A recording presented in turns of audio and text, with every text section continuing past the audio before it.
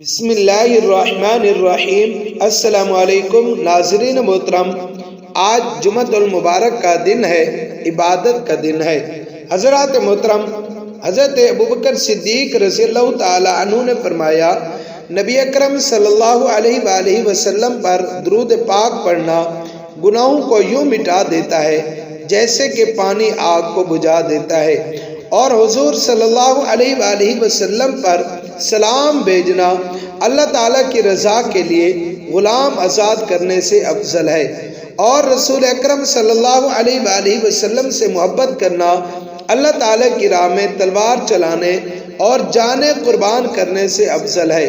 ام المؤمنین حضرت عائشہ صدیقہ رضی اللہ تعالیٰ عنہ کا قول ہے کہ مجلسوں کی زینت نبی کریم صلی اللہ علیہ وآلہ وسلم پر درود پاک پڑھنا ہے، لہٰذا مجلسوں کو درود پاک سے مزین کرو۔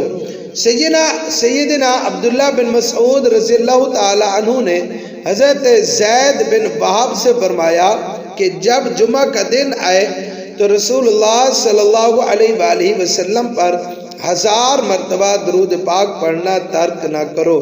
حضرت حذیفہ کا فرمان ہے کہ درود پاک پڑھنے والے کو اور اس کی اولاد کو اور اولاد کی اولاد کو رنگ دیتا ہے۔ حضرت عمر بن عبدالعزیز نے فرمان جاری کیا کہ جمعہ کے دن علم کی اشاعت کرو اور نبی اکرم صلی اللہ علیہ وآلہ وسلم پر درود پاک کی کثرت کرو۔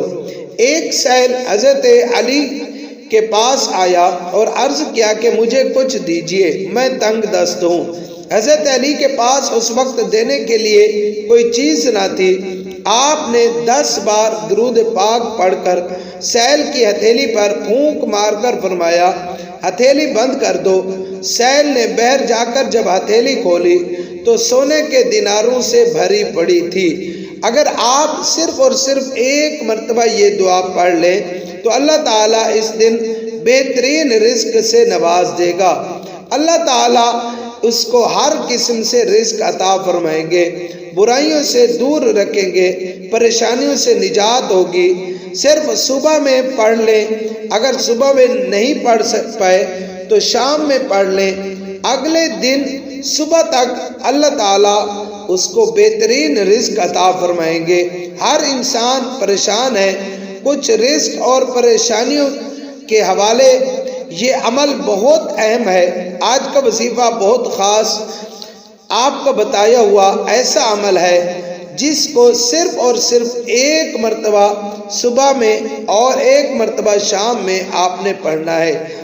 اس دن کا ذمہ اللہ تعالیٰ خود لے لیتے ہیں۔ حضرت ابو ہریرہ رضی اللہ تعالی عنہ سے مروی ہے کہ نبی پاک صلی اللہ علیہ وآلہ وسلم نے فرمایا، جو شخص صبح میں یہ دعا پڑھ لے تو اس دن بہترین رزق سے نوازا جائے گا اور برائیوں سے محفوظ رہے گا، پریشانیوں سے نجات حاصل ہوگی، اور جو شخص شام کو پڑھ لے تو اس رات بہترین رزق سے نوازا جائے گا، پریشانیوں سے برائیوں سے محفوظ رہے گا۔